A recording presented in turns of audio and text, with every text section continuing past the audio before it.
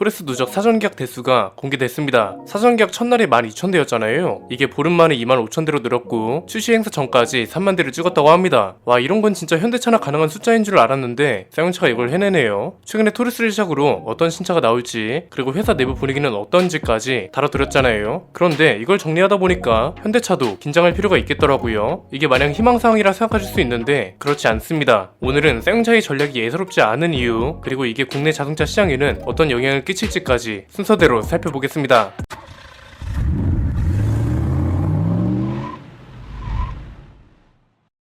토레스가 대박날 수 있었던 이유는 뭘까요? 디자인은 사실 기본이라 할 수 있고요. 사실 가격이 진짜 많은 역할을 했습니다. 우리 영상에서 아마 가장 많이 나온 말일 텐데, 토레스는 스포티지랑 산타페 사이로 가격을 책정해야 하고 그래야 비싼 차라는 꼬리표가 안 붙는다고 했잖아요. 다행히 가격이 딱 이 사이로 책정됐고 크기 제어는 소렌토랑 산타페에 가까우면서 가성비 타이틀을 가져갈 수 있었습니다. 쌍용차스러운 디자인에 요즘 찾아보기 힘든 가성비까지 갖추니까 쌍용차를 계속 지켜보던 사람들은 대견스러워서라도 계약을 넣어준 것 같습니다. 지금 분위기가 다른 이유를 명확하게 구분해야 합니다. 쌍용차를 향한 여론이 3번 정도 바뀌었거든요. 중볼리가 나오기 전까지는 쌍용차 응원한다, 현대차를 견제해줘 이런 거였고, 중볼리 이후에 판매 부진하고 적자에 허덕일 때는 야 이제 너넨 끝이야, 얘네 살린다고 세금 투입하면 가만 안 있는다 이런 거였죠. 그리고 토레스가 공개된 이후에는 다시 쌍용차 응원한다 이렇게 바뀌었는데, 여기서 중요한 건 응원 여론이 댓글창에서만 끝나는 게 아니라 실제 판매까지 이어지고 있다는 거죠. 이게 진짜 중요한 포인트인 이유가 쌍용차 내부적으로 현재 자동차 시장 상황을 제대로 파악하고 있다는 소리거든요. 자, 지금 자동차 시장은 카플레이션이라는 말이 붙을 정도로 가격이 무섭게 오르고 있습니다. 그래서 가성비가 붙은 차를 찾아보기 힘든 시대가 됐죠. 쌍용차는 본인들이 가지고 있는 부족한 부분을 가성비라는 장점으로 승화시켰습니다. 사실 토레스의 구성은 100% 완벽하지 않습니다. 프리미엄 오디오랑 헤드업 디스플레이 같은 걸 추가 옵션으로 선택할 수 없다는 단점이 있잖아요. 그런데 이걸 가격이라는 무기로 옵션이 부족한 차가 아니라 가격 대비 옵션이 풍부한 가성비 좋은 차로 바꿨다는 거, 이건 진짜 칭찬해야 할 부분 중 하나입니다. 쌍용차의 전략과 비전이 토레스에서 끝날까요? 그렇지 않습니다. 현대차도 긴장해야 할 이유가 여기에도 있는데, 일단 쌍용차 신차 전략부터 살펴보겠습니다. 첫 번째는 토레스 이후로 쌍용차도 디젤 엔진을 완전히 버린다는 겁니다. 이건 쌍용차한테 진짜 중요한 전략입니다. 아직도 토레스가 디젤 차인 줄 아는 사람들이 꽤 많더라고요. 솔직히 이런 사람들 보면 답답하긴 합니다. 그렇게 정보가 많이 나오는데 심지어 죄다 한글로 나오잖아요. 아니면 누가 알려주지 않으면 찾아보지도 않는 사람인지는 모르겠는데, 회사 전략 시선으로 보면 뭔가예요. 답답해할 게 아니라 회사가 탈피해야 하는 선입견이죠. 쌍용차의 모든 라인업이 SUV이기도 하고 이미지상 가솔린과 정숙성하고는 브랜드 자체가 뭔가 안 어울립니다. 그래서 그런지는 몰라도 쌍용차는 디젤차라는 공식이 자리 잡았죠. 이걸 인지한 건지 쌍용차가 아예 디젤 SUV를 만들지 않겠다고 선언했습니다.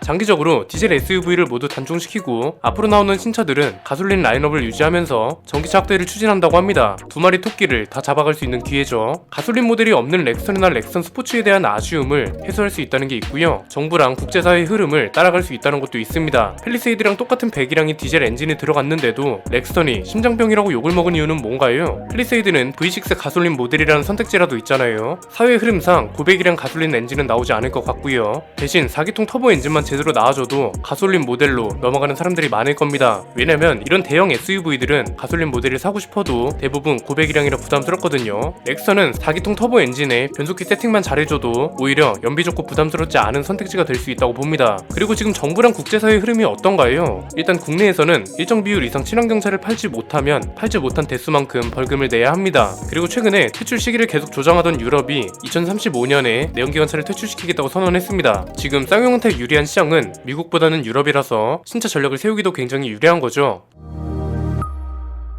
두 번째는 KG그룹의 의지인데요. 토레스 출시 행사 때 곽재선 회장도 있었거든요. 여기서도 인수자금에 대한 자신감을 드러냈습니다. 쌍용차 인수자금 9천억을 이미 마련했다고 말했고요. 쌍용차를 인수한다기보다 내가 쌍용차 회장으로 취임하는 개념으로 봐달라 이렇게 말했습니다. 그리고 쌍용차의 문제점을 정확하게 파악하고 이걸 명확하게 표현한다는 것도 인상적이었습니다. 보통 정치인이나 기업 인사들은 일명 정치화법을 쓰죠. 긍정적으로 검토하겠습니다가 대표적입니다. 어딘가 확실하지 않고 애매하죠. 긍정적으로 검토하겠다는 건 사실상 방치하겠다는 소리라 사람이라는 거 한국 사람이라면 다 아는 사실입니다. 그런데 곽재선 회장은 명확하게 얘기했습니다. 좋은 제품을 만들어 세상에 가치 있는 일을 하는 것, 기업 구성원들이 행복하게 삶의 터전을 만드는 것, 믿고 맡긴 투자자들의 신뢰에 보답하는 것 등이 기업이 존재하는 이유다. 쌍용차는 이 세 가지 다 부족했음을 인정해야 한다. 이렇게 말했습니다. 그리고 여기서 가장 중요한 포인트는 이겁니다. 기업 구성원들이 행복하게 삶의 터전을 만드는 것, 이게 무슨 소리냐는 질문도 있었는데 인수 후에 구조조정은 없을 것이다. 처음부터 생각하지도 않았다. 구조조정이 없기 때문에 고용승계라는 말도 할 필요가 없다. 이렇게 말했습니다. 이게 다른 브랜드였다면 또 노조가 문제겠네, 이런 말이 나올 겁니다. 그런데 쌍용차 노조는 최근의 분위기와 행보가 우리나라 자동차 노조가 맞나 싶을 정도로 다르다고 말씀드렸죠. 토레스 증산에도 적극적이고 1년 동안 무급휴직도 진행했고 투쟁을 외치는 게 아니라 대화와 협조를 강조하고 있습니다. 이게 가능한 이유 중에 민노총을 탈퇴했다는 점이 굉장히 크다고도 말씀드렸습니다. 자, 제가 KG그룹과 쌍용차 노조 사이의 여론 형성이 필요하다고 말씀드린 게 딱 이거였죠. 노조와 어떻게 협력하고 회사는 어떤 방향으로 그리고 노조는 어떤 방향으로 나아갈지 이걸 긍정적으로 어필하는 게 가장 중요하다고요. 노조는 이미 긍정적인 방향으로 흘러가기 시작했고 사측도 이에 따라 노조와 함께 가겠다는 입장을 낸 겁니다. 이게 다른 회사랑 다르게 걱정이 아닌 응원을 하게 되는 이유는 눈에 보이는 성과를 만들어내기 시작했다는 점, 이게 가장 큰 차이라 볼 수 있고요. 장기적으로 보면 가장 이상적인 노사 관계가 생길 걸로 보입니다. 전기차가 늘어난다고 해서 일자리가 무조건 줄어든다? 그렇지 않죠. 오히려 새로운 공장과 새로운 부품이 생기면서 자동차 생산뿐 아니라 협력업체 일감이 늘어나고 전기차 인프라 관련 일자리도 늘어난다고 말씀드렸습니다. 이미 현대차가 미국에서 증명했고 발표 자료도 굉장히 많습니다. 쌍용차 노조 정도면 자연감소를 통한 구조조정 있죠. 현직자들한테 영향이 없는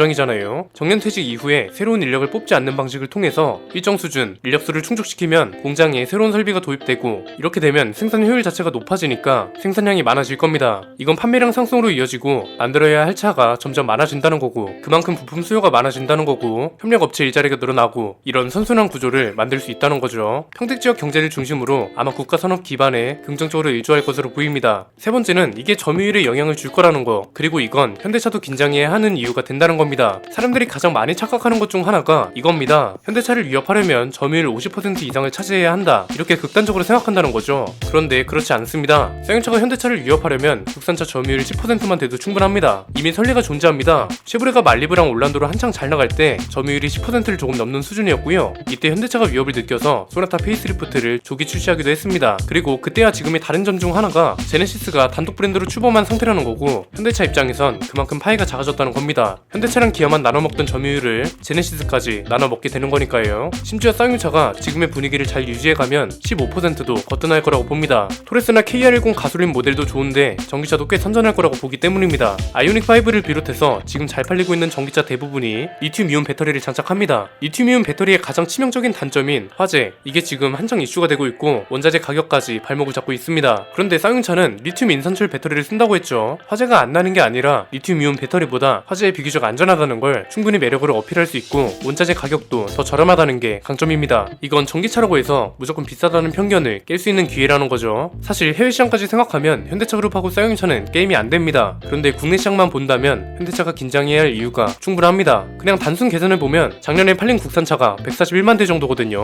이때 쌍용차 점유율이 4%였고 매출은 2조 4,300억 정도였습니다. 만약에 점유율을 12% 정도로 끌어올렸다고 가정하면 판매량이 17만 대 수준으로 올라오는 거고요. 매출도 당연히 오르겠죠. 이게 충분히 가능할 거라고 생각하는 게 현대차가 본의 아니게 여러가지 악재를 경험하고 있거든요. 반도체난이 대기 기간으로 이어지고 이제는 시트랑 연료탱크 같은 부품도 없다고 합니다. 여기는 수요가 워낙 많아서 공급을 마음대로 조절할 수도 없는 상황입니다. 이 와중에 노조는 파업한다고 난리입니다. 경쟁사인 한국GM도 마찬가지고요. 그런데 쌍용차는 회사, 노조, 그리고 협력업체까지 하나로 움직이고 있고 쌍용차 노조는 현대차 노조와 다르게 산업노조가 아니라는 점도 중요하다고 말씀드렸죠. 산업노조는 자동차, 철강 이렇게 산업별로 있는 상위 그룹에 현대차 지부가 소속되어 있는 겁니다. 그러니까 궁극적인 목적이 현대차를 위한 노조가 아니라 자동차 산업을 위한 노조라는 게 명분상 차이고 이건 결국 현대차가 적자가 나든 뭐하든 자신들 이익을 중심으로 움직일 수 있다는 겁니다. 그런데 쌍용차 노조는 민노총에서 탈퇴를 했고 쌍용차만 바라볼 수 있는 기업 노조라는 점에서 차이가 큽니다. 정확하게 말하면 현대차 그룹이 긴장할 게 아니라 현대차 노조가 긴장해야 한다는 말이 맞을 수도 있겠네요. 이미 쌍용차가 좋은 사례를 만들고 있다는 점을 주목해야 합니다. 현대차 입장에선 이런 방향을 따라가지 않을 이유가 없고 국내의 긍정을 계속 유지해야 하는지를 고민하게 되는 계기가 되거든요. 자동차 산업 판도가 쌍용차처럼 충분히 좋은 방향으로 뒤집을 수 있다는 사례가 만들어졌기 때문에 주장하는 근거와 명분이 더욱 희미해질 겁니다. 여러모로 쌍용차가 지금 좋은 방향으로 흘러가고 있다고 봅니다. 회생뿐만 아니라 사회적으로 긍정적인 영향을 끼치고 있다는 점에서 계속 잘 됐으면 보셨으면 하는 마음이 큽니다. 오늘 내용은 여기까지입니다. 저는 김승현 안PD의 스포일러 안PD였습니다. 감사합니다.